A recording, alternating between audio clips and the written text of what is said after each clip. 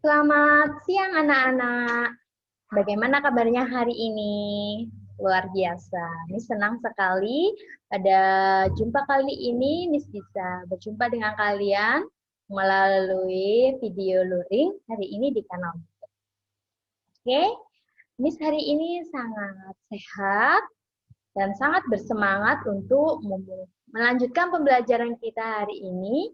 Tema 2, subtema 3, pembelajaran 5.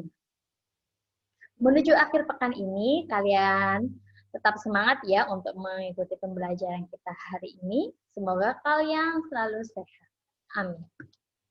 Hari ini kita akan belajar tentang cara merawat organ pernapasan dan langkah-langkah membuat gambar cerita. Nantinya harapannya kalian bisa membuat cerita dengan mengintegrasikannya dengan cara menjaga organ pernapasan. Kemarin kita kan membahas cara-cara untuk menjaga organ pernapasan kita.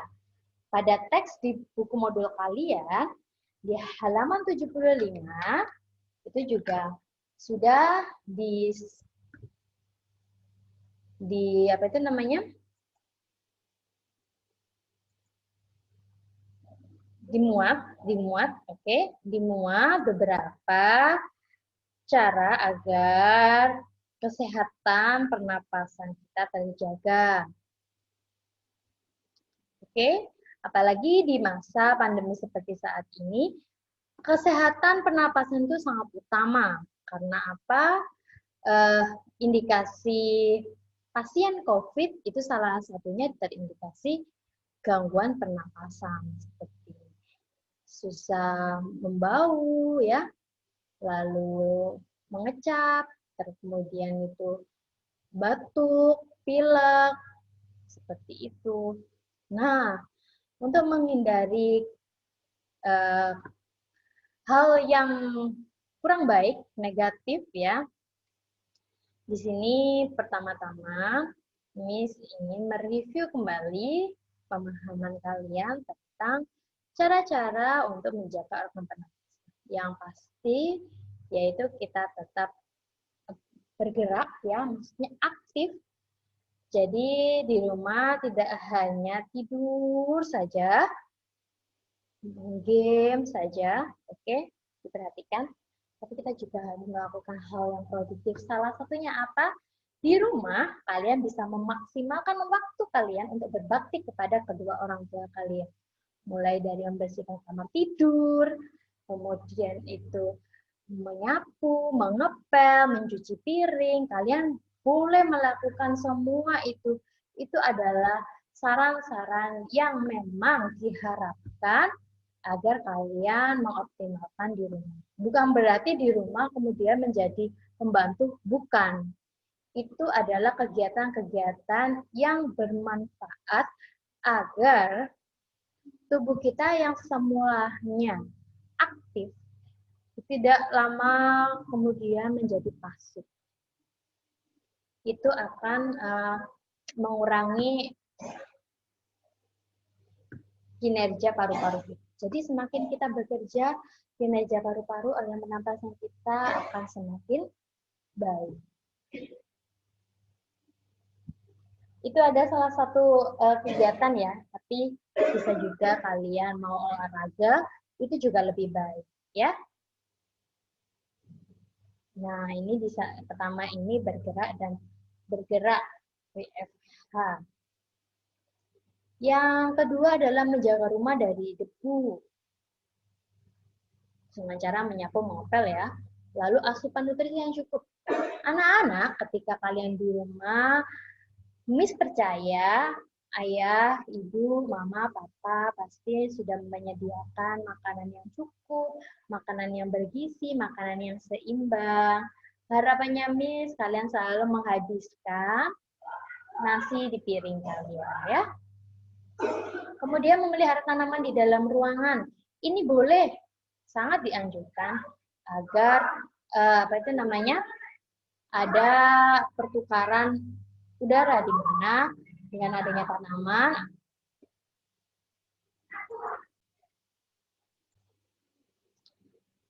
Tetapi tetap ya, ketika malam, karena tidak ada cahaya matahari ataupun cahaya, maka tanaman itu bisa jadi mengeluarkan racun atau hasil daripada fotosintesis tersebut. Jadi harapannya untuk malam hari tanamannya itu dikeluarkan dulu dari ruangan. Oke? Nah, yang terakhir ini adalah pernapasan yang mendalam. Maksudnya di sini pernapasan mendalam itu luangkan waktu untuk latihan pernapasan mendalam. Biasanya menggunakan dada ya.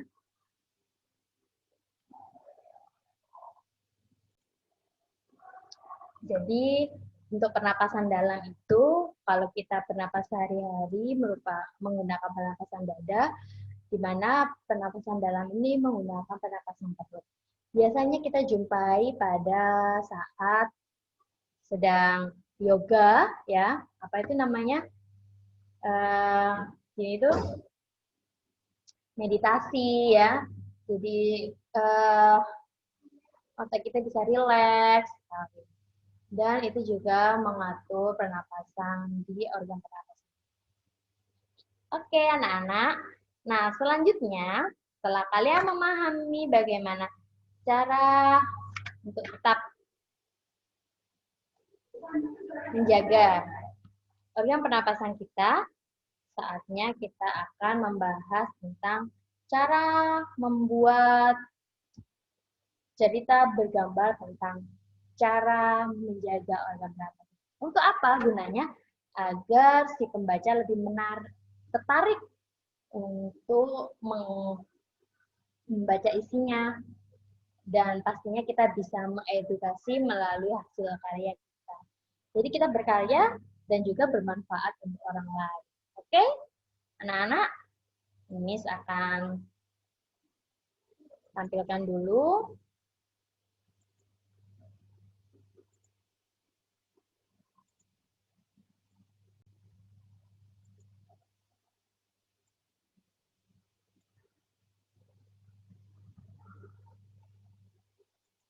Nah, di sini Miss punya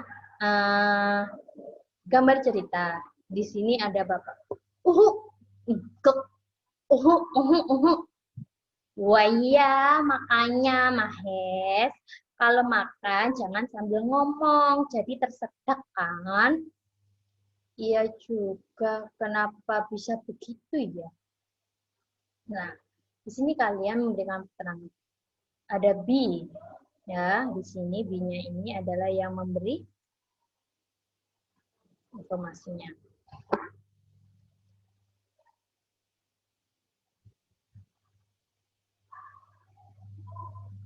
Itu karena setelah ditelan, makanan dari mulut masuk ke faring atau pangkal tenggorokan. Kerongkongan berdekatan dengan tenggorokan. Nah, pada faring itu terdapat klep yang disebut epiglotis. Biasanya epiglotis ini akan menutup, tapi karena kamu makan sambil bicara, klep itu jadi tidak bisa menutup secara sempurna. Sehingga ada sebagian makanan yang masuk ke dalam tenggorokan dan menyebabkan tersedak. Jadi ini makanannya masuk, epiglotisnya ya, yang harusnya apa itu namanya menutup, dia ikut terbuka.